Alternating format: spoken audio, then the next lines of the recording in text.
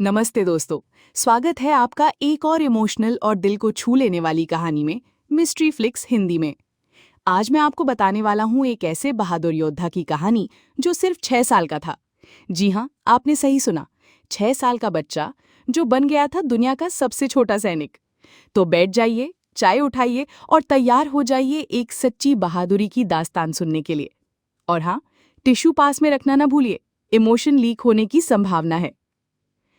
कहानी शुरू होती है रूस के एक शांत गांव में, जहां एक परिवार, एक माँ, बड़ा बेटा और सबसे छोटा बेटा सरगेई नदी के किनारे बैठकर मस्ती कर रहे हैं।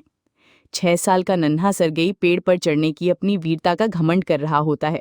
तभी आकाश में जर्मन फाइटर जेट्स गूंजने लगते हैं।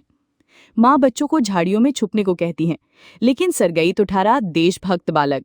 वो अपनी गुलेल लेकर फाइटर जेट्स पर निशाना लगाता है। और जरा मजे की बात सुनिए, उसे लगता है कि उसने जेट गिरा भी दिया है। गुलेल number 1, fighter jet number 0। Marvel भी शर्मा जाए। लेकिन ये सब सिर्फ एक सपना था।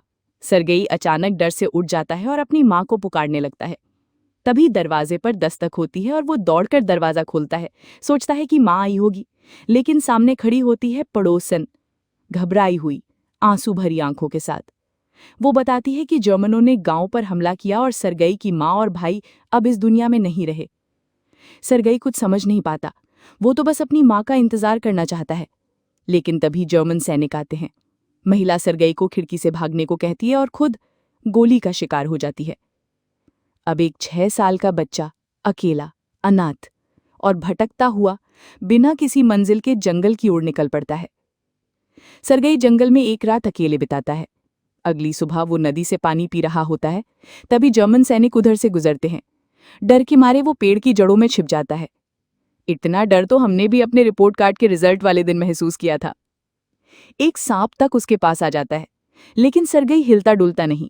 उसे सैनिकों से ज्यादा डर है, सांप से नहीं। सैनिक खाना खाकर चले जाते हैं। सरगई उनके बचे खुचे खाने पर टूट पड़ता है। अब तक उसे 2 दिन से ठीक से खाना नहीं मिला। वो थका, घायल और भूखा है। रास्ते में जंगली बेर खाता है, लेकिन तभी एक जोरदार धमाका होता है और वो बेहोश होकर गिर पड़ता है। अब सीन कट होता है एक रूसी आर्मी कैंप में। सरगई को 2 सैनिक लेकर आते हैं, घायल, थका और गमगीन। कमांडर कुज्नेसोव पहले तो थोड़ा सख्त दिखता है, लेकिन सरगई का मासूम चेहरा देखकर उसका भी दिल पिघल जाता है।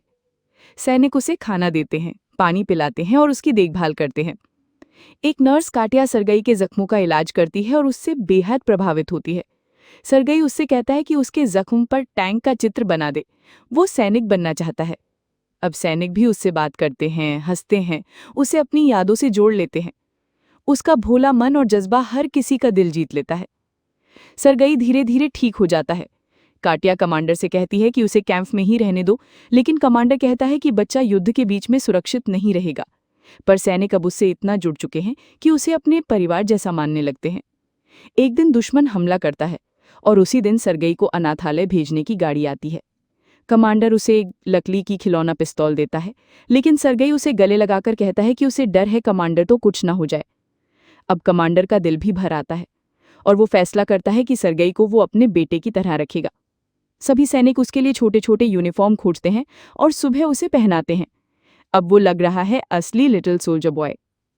अब सरगई युद्ध कैंप में भी मदद करने लगता है। वो घायल सैनिकों को पानी देता है। एक दिन एक घायल सैनिक उससे कहता है कि वो उसके परिवार का पत्र पढ़कर सुनाए, लेकिन बच्चा तो पढ़ना नहीं जानता। तो सरगई शुरू हो जाता है अपनी तरफ से कहानी सुनाने।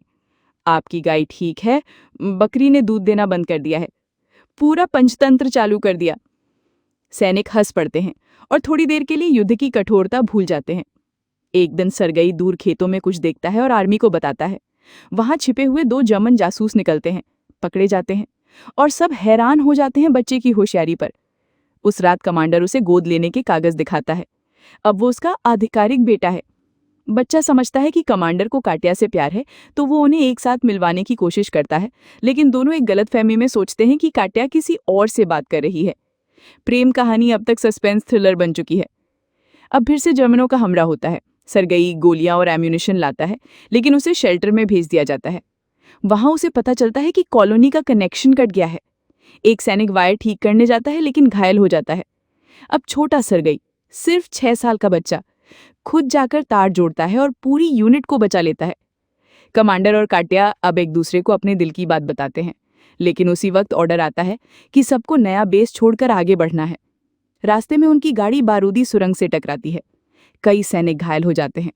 सरगई का सबसे प्यारा सैनिक साथी मारा जाता है। बच्चा टूट जाता है, लेकिन सबको साथ लेकर आगे बढ़ता है। जब वो नए बेस पर पहुंचते हैं, वहां के जनरल भी सरगई से प्रभावित हो जाते हैं। उसे एक मेडल और गार्ड्स बैनर दिया जाता है। बच्चा गर्व से कहता है, मैं देश को बचाऊंगा। फिल्म के अंत में जब बेस पर फिर से हमला होता है, कमांडर मलबे में फंस जाता है, लेकिन सरगई उसे बचाता है। आखिरी दृश्य में वो पूरी यूनिट के साथ आगे बढ़ता है। बैकग्राउंड में आवाज आती है कि वो स्टालिनग्राड की लड़ाई में भी शामिल हुआ, पोलैंड तक पहुंचा और आज भी दुनिया उसे जानती है। The youngest soldier in world war II, soldier boy. तो दोस्तों, ये थी सच्ची कहानी उस नन्हे वीर योद्धा की जिसने अपनी उम्र से कहीं ज्यादा बड़ा दिल दिखाया। अगर ये कहानी आपके दिल को छू गई हो तो वीडियो को लाइक करना ना भूलिए। नीचे कमेंट में बताइए, अगर आप सरगई से कुछ पूछ सकते तो वो क्या होता।